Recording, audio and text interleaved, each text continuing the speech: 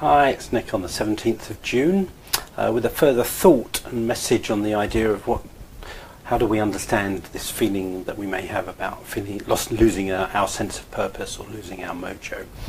So today's thought is about the idea that we may well be caught in our resistance.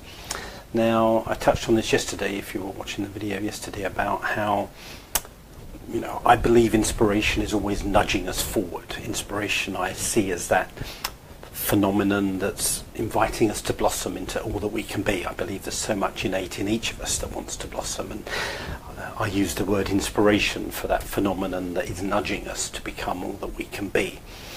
And when there is inspiration, my experience is that there is also resistance. They come as a double act. Sometimes resistance comes somebody's joined and said there's no sound as far as I know. As far as I know, the sound is okay. Oh, hang on, let me just check that I've got it. Yeah, I've got it in the right socket. So, sorry, Meg, if you're having problems. I think the sound is okay. Oh, yeah, okay now. Sorry about that. So yes, so when there's inspiration, there's going to be resistance in our life. So, what is resistance? I've spent ages, I wrote a book about this about 4 years ago. One of my pleasures and joys is trying to take big ideas and distill them to their essence. So for me, the essence of resistance is that it is our fear. It is no more or no less than that, but that doesn't mean it's insignificant, because most of us have massive fears. But here's the thing, resistance is very clever, because if we were to outright see that a lot of our behavior was actually our fear, it would be obvious to us and we would probably know what to do. We would just get bold and courageous and move forward. But so often we don't recognize that what we're up to in our life is actually resistance. We think we're just being sensible. We think we're, taking the proper path. We're just doing the sensible thing. So part of understanding resistance is to realize that actually it's an unconscious thing. It doesn't want you to see how it works, because when it operates out of our awareness, it retains its power. And as soon as we bring the operation of resistance into our awareness, we kind of go, oh goodness, now I can see what I've been doing. Oh gosh, okay. So first thing is, resistance operates just outside of our awareness. So, my suspicion is often that, you're inspired to take a step forward and then suddenly all the resistance begins to surface, but it surfaces as excuses, it surfaces as procrastination, it surfaces as distraction, it surfaces as getting caught up in dramas in our life and getting into fights with people, so we kind of get taken out and we don't take that step forward.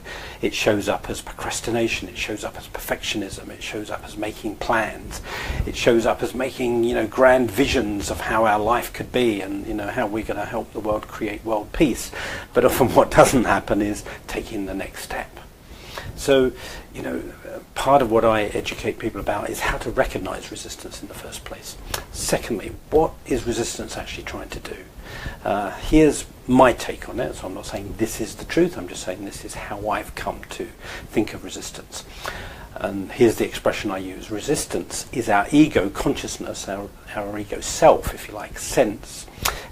Resistance is our ego's petty and fearful responses to the magnificent creative impulses of our soul. So I'll say that again. Resistance is all our ego's petty and fearful responses to the magnificent and creative impulses of our soul. So here's what I often think happens. We get inspired, we go into resistance. That fearful part of us wants to keep us afraid. It wants to keep us thinking small. It doesn't want us to see how good our life could become. It doesn't want us to see our gifts. It doesn't want us to blossom.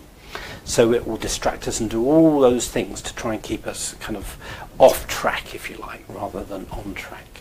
That is the purpose of resistance. Basically, resistance is fear wanting to continue to run the show of our lives.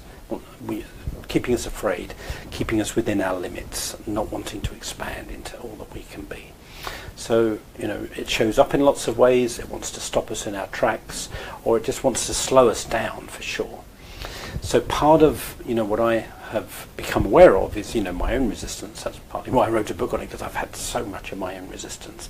And I'm now aware that every time I'm on the verge of a new threshold, and that threshold could just be a daily thing, or it could be a significant big project. I've come to understand and accept that whenever I'm on the threshold of a new chapter of my own purpose, I am likely to hit resistance. So it doesn't mean I have to, but I now almost anticipate it. I go, okay, I'm feeling really inspired. I've got some really brilliant ideas. I can see what I could do next, and I get all excited, and I'm almost sitting there going, okay, when's the resistance going to kick in? When's my fear going to start kicking in? Sometimes it kicks in immediately, sometimes it kicks in gradually, within days or a week or two, and sometimes it's almost imperceptible that it's kicked in, and sometimes it's not. For a couple of weeks later I go, gosh, I've almost been hypnotized by my own resistance. I've just lowered my sights and almost talked myself out of something without even realizing that I've done it. So I've now become better at kind of going, hang on, this is just resistance here. This is resistance. I know what I'm inspired to do next, and I know that I'm afraid to do it.